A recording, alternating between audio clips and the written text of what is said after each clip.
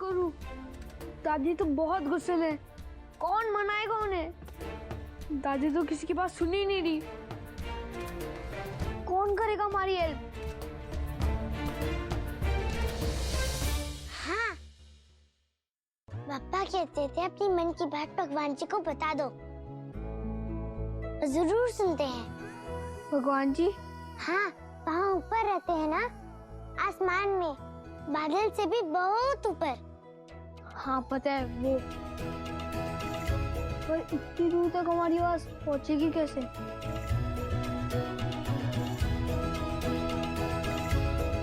हाँ, चिट्ठी तो पहुंच सकती है ना। हमें तुरंत घर जाना होगा राघव जी, कहीं अम्मा जी की तबीयत ज्यादा ना बिगड़ जाए। निरंजन बाबू, जज साहब के बेटे,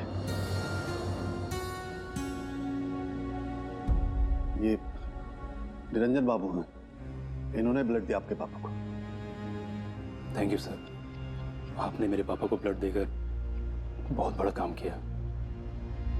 मैं आपका ये एहसान नहीं, इंसानी तो इंसान के काम आता है। जज साहब की हालत कैसी है? डॉक्टर से लेकर उन्हें बचाने वालों ने भी, लेकिन वो चले गए। अभी अभी डॉक्टर ने इन्फॉर्म किया है कि वो पापा को नहीं बचा पाए।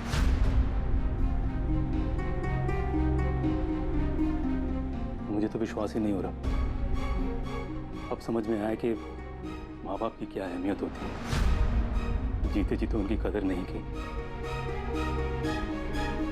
वो जो भी करे, हम ऐसा सोचते थे कि ये तो उनका फर्ज, लेकिन उनके जाने के बाद एहसास हुआ कि बड़ों का हाथ जब सर से उठ जाता है तो इंसान कितना अकेला हो जाता है।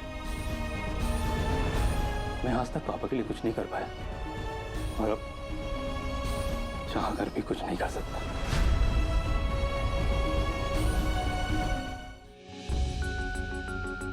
अरे इसमें तो जगह बची ही नहीं।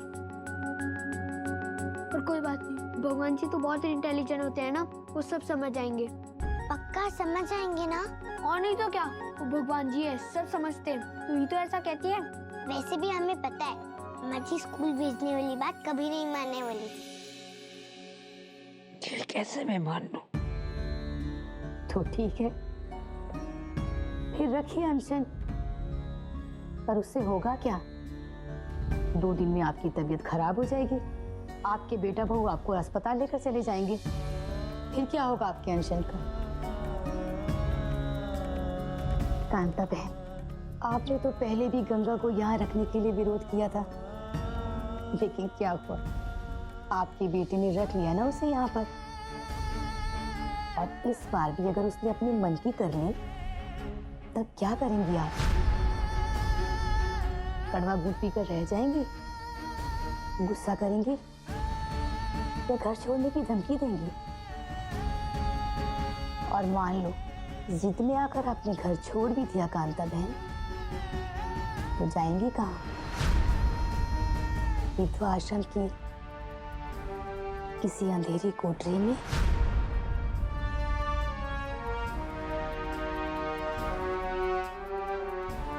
आप बड़ी भागो वाली हैं कांता बहन। आपके पति के गुजरने के बाद भी आपके बेटा बहू आपको कितना मान देते हैं। मुझे ही देख लो, बेटा और पोते का मुंह देखने के लिए तरस गई हूँ। जब से विधवा आश्रम में छोड़कर गए हैं, पलट कर नहीं देखा।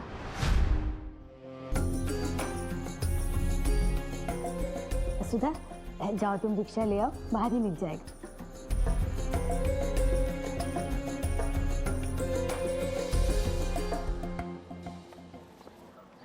बेटा, मुझे तुमसे कुछ बात करनी है।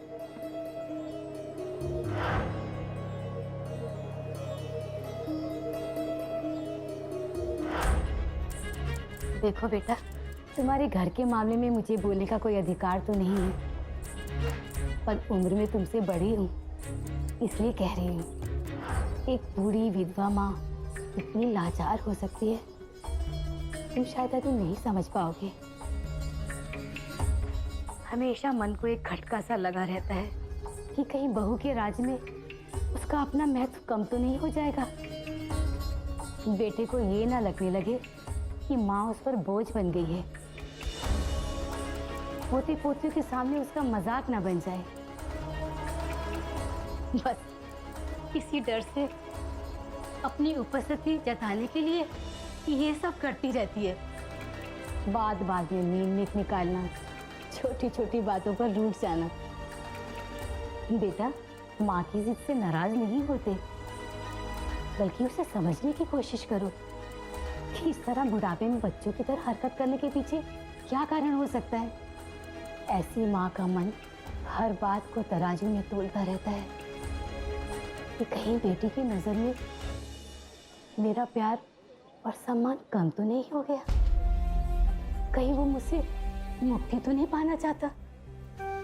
सच्चाई यही है, भावनाओं में उलझी हुई माँ अनजाने में अपने ही अस्तित्व और अपनी ही तपस्या को तराजू में तोलती रहती है।